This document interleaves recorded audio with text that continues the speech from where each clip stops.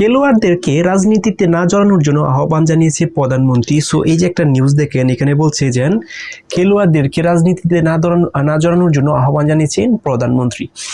এখন তারেক রহমান যে বলছে যে খেলোয়াড় যারা আছে তারা যেন রাজনীতি যেটা আছে সেখানে যাতে ইনভলভ না হয়।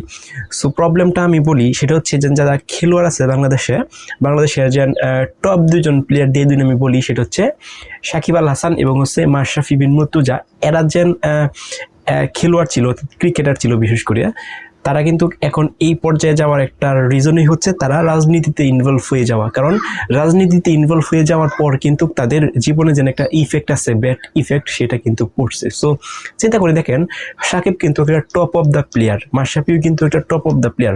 এরা যদি এখন ক্রিকেট নিয়ে থাকতো বা ক্রিকেটেই থাকতো, তাহলে হচ্ছে ওদের লাইফটা আরো সুন্দরভাবে সামনের দিকে এগিয়ে যাইতো এবং ক্রিকেট অঙ্গনে তারা কিন্তু একটা সম্মান পাইতো এবং আরো সামনের দিকে এগিয়ে যেত। কিন্তু ওরা যে সময় রাজনীতিতে ইনভলভ হয়ে যাওয়ার পর তারা কিন্তু রাজনীতির মধ্যে এখন যেন রাজনীতির কারণে কিন্তু তাদের যে কেরিয়ার, বিশেষ করে সাকিব আল হাসানের যে কেরিয়ার, সেটা কিন্তু ডাউন হয়ে গেছে। সো বাংলাদেশে যদি বিএনপি ক্ষমতায় না আসতো, তাহলে হচ্ছে সাকিব যেন বাংলাদেশে আসতে পারতো, বিষয়টা কিন্তু এরকম না। এনসিপি যদি ক্ষমতা যাইতো বা অন্য রাজনৈতিক দল যদি ক্ষমতায় যাইতো, তাহলে হয়তো সাকিব আল হাসান বাংলাদেশে না ফিরতে পারতো। কারণ সাকিব আল হাসানের বিরুদ্ধে কিন্তু অনেক মামলা আছে। এখন সাকিবের বিরুদ্ধে মামলা আছে, এটা সবাই জানে। মাশরাফির বিরুদ্ধে মামলা আছে, এবং যারা এই যে বিশেষ করে যে দুইজন প্লেয়ার আছে, সাকিব আর হচ্ছে মাশরাফি, তাদের কিন্তু মামলা আছে। এখন হয়তো বা একটা সুযোগ আসছে যেন সাকিব বাংলাদেশে ফিরে আসার বা বাংলাদেশ হয়ে খেলা। কারণ যেহেতু সাকিব হচ্ছে অলরাউন্ডার এবং বাংলাদেশের জন্য একটা গুরুত্বপূর্ণ প্লেয়ার,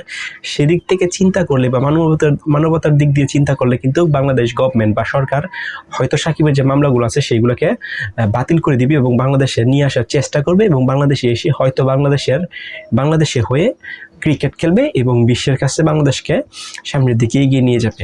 এখন এই দুইজন প্লেয়ারের যে উদাহরণ দেন আমি দিলাম, এই দুইজন প্লেয়ারের দিকে যদি আপনি চিন্তা করে দেখেন, তাহলে কিন্তু তাদের যে এই যে করুণ একটা অবস্থা, সেটা কিন্তু একমাত্র হয়েছে রাজনীতির কারণে। ধরেন সাকিব এবং মাশরাফি যদি রাজনীতিতে ইনভলভ না হইতো, মানে নির্বাচন না করতো, তাহলে কি হতো? কারণ তারা কিন্তু অলরেডি সেলিব্রেট পার্সন ছিল।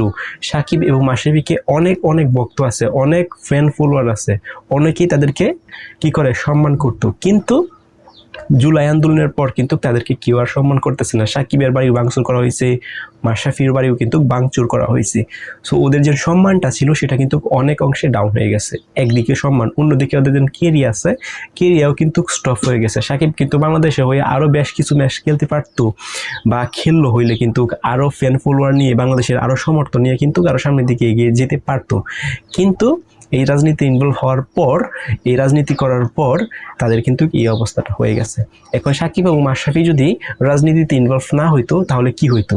তাহলে কিন্তু তারা হচ্ছে বাংলাদেশে কিন্তু ওদের যথেষ্ট পরিমাণ ফ্যান ফলোয়ার আছে, বাংলাদেশের বাইরেও কিন্তু তাদের ফ্যান ফলোয়ার আছে। সো বাংলাদেশ বলেন এবং দেশের বাইরে বলেন, এই যে ফ্যান ফলোয়ারগুলো ছিল, আরও ফ্যান ফলোয়ার হইতো, আরও সম্মান পাইতো, এবং একটা সময় অবসর নিত, সেখানে কিন্তু সম্মানের সহিতে তারা হচ্ছে অবসরটা নিতে পারতো। কিন্তু এখন কি হয়েছে?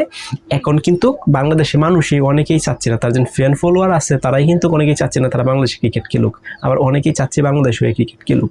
যদিও তাদের খেলা উচিত, কারণ বাংলাদেশের হয়ে ক্রিকেট খেলা, তাহলে বাংলাদেশের ক্রিকেট অঙ্গনটা আরো সামনের দিকে এগিয়ে যাবে, বাংলাদেশ আরো সামনের দিকে এগিয়ে যাবে ক্রিকেটের দিক দিয়া। কিন্তু এই যে ঘটনাগুলো ঘটে গেছে রাজনীতিতে ইনভলভ হওয়ার পর, সেটা কিন্তু খুবই মেসিভ একটা চেঞ্জ নিয়ে আসবো।